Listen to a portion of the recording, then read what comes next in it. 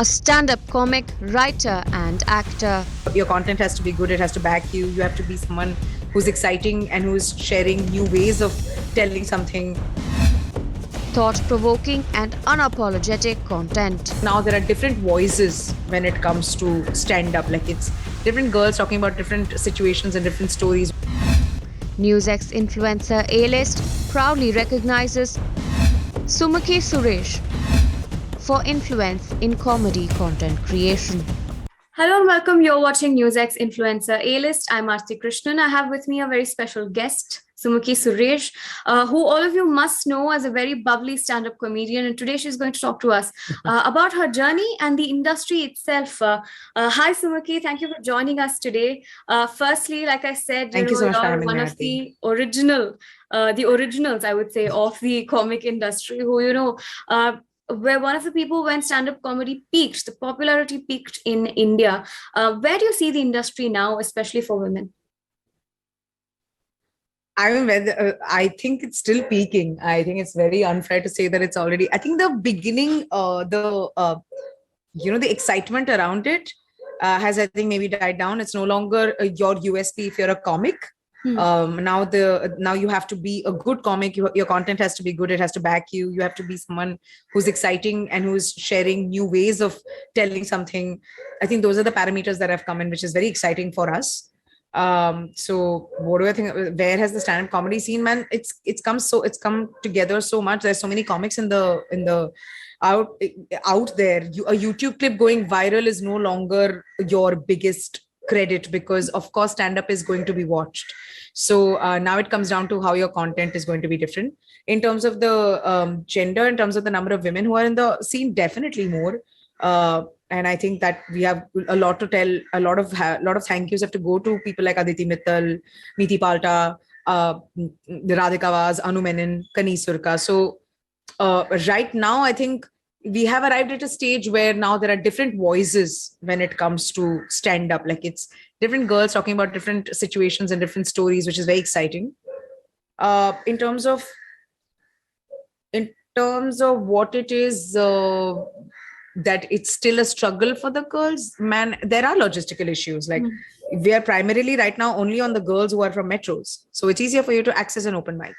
There are going to be so many girls who I'm sure are way funnier than all of us put together from smaller cities and smaller towns who don't have the access right now. So I can't wait for that for that to come together. There are logistical issues like just taking permission from your parents to get out in the evening to do an open mic. So a lot of people don't understand that this is still a problem. Girls in Delhi are not able to reach out to open mics which starts at 8:30. How are they supposed to reach? So I think those are the things we're trying to address, or hopefully will get addressed eventually. That's one. Second is that, I have constantly told this, I think more than peers. See, the thing about comedy is also, it's still well closely knit. It is still a community rather than an industry. And I think I really like that word for us, because regardless, we all have each other's back. Even if it means that I may not be okay with someone's bit or someone's thoughts or whatever it is, regardless, we will have each other's back. So that's we're still in that space. But as audience members, it will be really nice if more people come and watch women in comedy. I think now I'm going to put the ball in the court for the audience. I'm like, you expect us to have the representation? Of course, we have to. Can you also come out and watch more girls do shows? Because it doesn't matter how many of us are doing open mics, unless you're going to pay to come and watch us, it's not going to be seen as success. And if your counter to that is, oh, the jokes have to be funny, you have to come and watch us for that. You have to try us, because the online community is extremely aggressive about female stand-up comedians. Like the kind of trolling is insane. So it immediately puts you in the back foot that, do I want to watch this girl? She seems like she's getting a lot of trolls.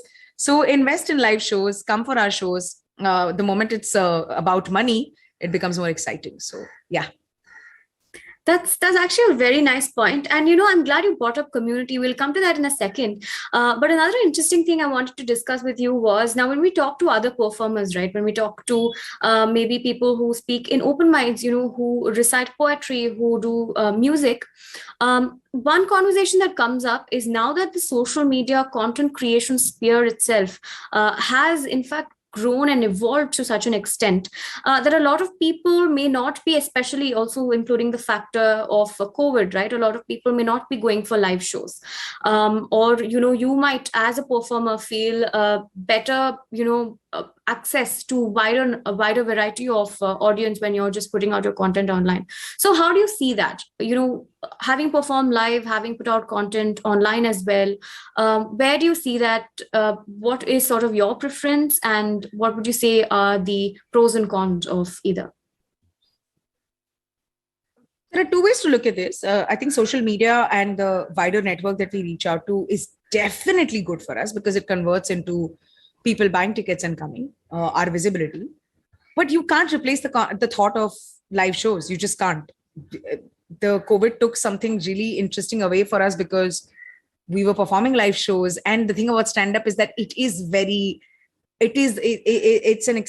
an absolute high to be in front of an audience and performing for them. And that particular validation is very important. Or at an open mic where you immediately know when you've bombed or when you have this. And also the thought of live shows is that it's very, it's not that easy. It is extremely, audience always knows what to laugh at and what not. So it is a giant reminder that don't get comfortable. Don't get, you haven't, when you said that we've peaked, the reason why we never feel like we've peaked is because we bomb very regularly when audience is just not laughing, and regardless. So the live shows cannot replace social media at all. Just like social media cannot replace live shows. I think works both ways. Of course, I think comics have adapted to the situation, done Zoom shows, tried as much, but man, we cannot wait to get back on stage because it's not about the virality and the validation. It's the skill of being a stand-up comedian who's doing live shows. I think that's the bigger, fruit for us than the popularity involved. That's a very interesting take on it. Now, coming to the community, like you said, there are a lot of new comics that are coming into the entire sphere, right? From down south, northeast, India's stand-up scene is growing. Now, for you guys who have been in the industry for quite a bit and, you have gathered some experience, how do you keep your material up to date, or do you then feel competitive in some sense? Although I'm sure, since the network is so tightly knit, you must also be mentoring so many of the new comics who come. But then how does that make you feel in terms of, bettering your content or trying to learn and not be too repetitive, for instance? The two questions, about the new comics coming in, always good, because it means that if there are more people coming in, there are more people who are going to come and watch. So you may not be excited to hear a Sumukhi because you'll be like, I don't find her very exciting. I find her jarring. She's very loud. She's very shrill. But there is a community that loves. There's an audience member who are like, no, we love Sumukhi. So there's an audience pocket for everybody, which is great. So new comics is always good because now it's no longer a USP to be a comic. Now you have to be a good comic who writes well or performs well. So of course, inherently, we will up our game. Inherently we'll write better. We'll think better. We'll perform better. We'll make it more exciting for the audience. In terms of competition, there is, yeah, of course, but not with the newer comics, actually, because I'm still competing with my peers only. Like, I'm not going to compete with the new comic because they're having fun. This is a great space right now. They're in a bubble. This bubble is lovely. So it's very weird if I just break that bubble, be like, I'm going to compete with you. It's going to be it's not going to work out. Third, mentoring. I think mentoring is too strong a word for comics because comic can't be mentored. Comics can be guided. Comics can be given feedback once in a while, especially the girls I meet. For example, one of my longest collaboration is with comic Sumaira Sheikh. I just directed her stand-up special, Dongri Danger, which is going on Amazon Prime. And man, what a phenomenal comic. And more than competing with her, I'm so envious of her observations and her punchlines in a very, very positive way. Like envy is given, the word is given so much negativity, but I'm absolutely excited when she's delivering a show or a joke. But I'm like, tu ruk. मैं भी better joke देती हूँ. So it's a that space rather than I'm going to bring you down. So right now the community is still in that space and I hope we are there for a while. It's also because stand-up as a concept or as a skill is very personal. So you are putting a piece of yourself out there. So you are making yourself vulnerable. So you're already vulnerable on stage. Then you get off stage and you're going to compete and try to bring someone down. That's too much. No one's going to take that effort. They're like, ye bhi karo, fir ye bhi karo, nahi hoga. Right. Now, there is no denying that you do have some amount of experience and understanding of the industry. More like, tell us a little bit about Motormouth, what you do, and how then you're integrating your experience into this initiative. As a comic, of course, I'm a stand-up comic. Something I've realized very early on is that that's not the only skill that can take you ahead. This is something you see in international comics also, is that now you see their specials and now you see like, wow, they're so good. But they've been doing this for a while. They've been doing this for 20 years, 2 decades, where they did stand-up, they did improv, they did sketches, they wrote for fiction shows, they wrote for their own shows, which gives them a spectrum of skills to put together a 1-hour special and give it to you. And you're like, wow, what a mind. It's taken a lot of smaller, pockets of development of a skill. For me, that's how it started. Like I did improv, I did sketches, I'm doing stand-up. I wrote a fiction show, which is Pushpavalli. I wrote, I was acting in a show which was not written by me, Better Life Foundation, and now Biswa's new show for Amazon Mini. These things have made me realize one thing, that the stand-up comedy is one angle. The other thing that I think I want to invest my time and money in and set a legacy or leave a legacy behind is the concept of writing shows and movies. Motormouth is an end-to-end writers company that writes shows, movies, creates its own shows and movies with interesting female characters and interesting female leads that will push you to watch it. If you like it, great. If you hate it, that's also great. So the agenda for Motormouth right now is to make writing cool.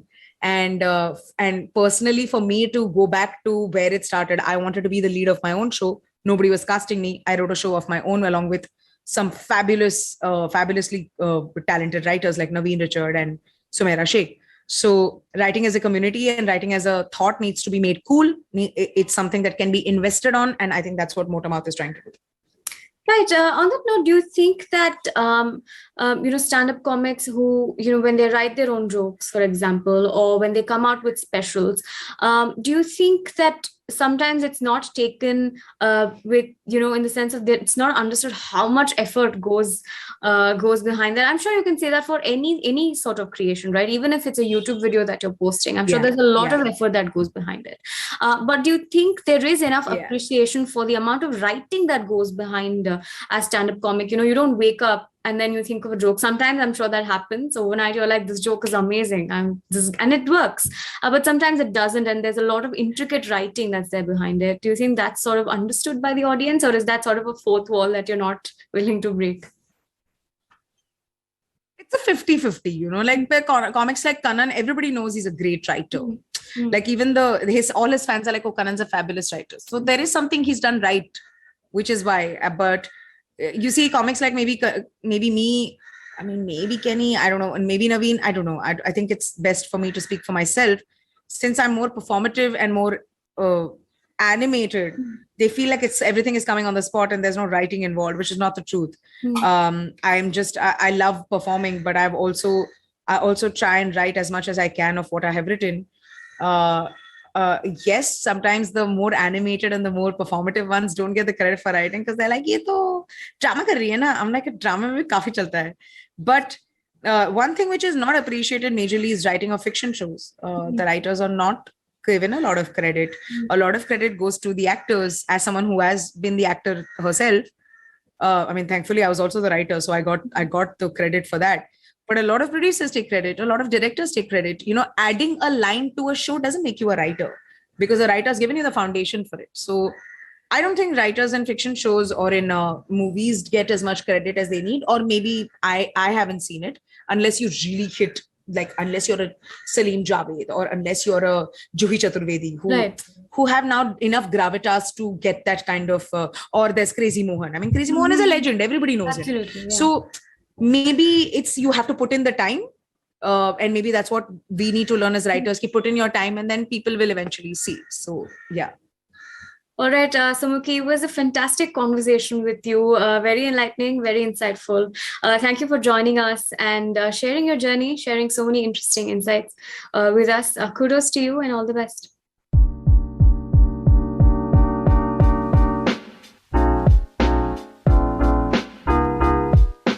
For more such videos, subscribe to the NewsX YouTube channel, hit the bell icon.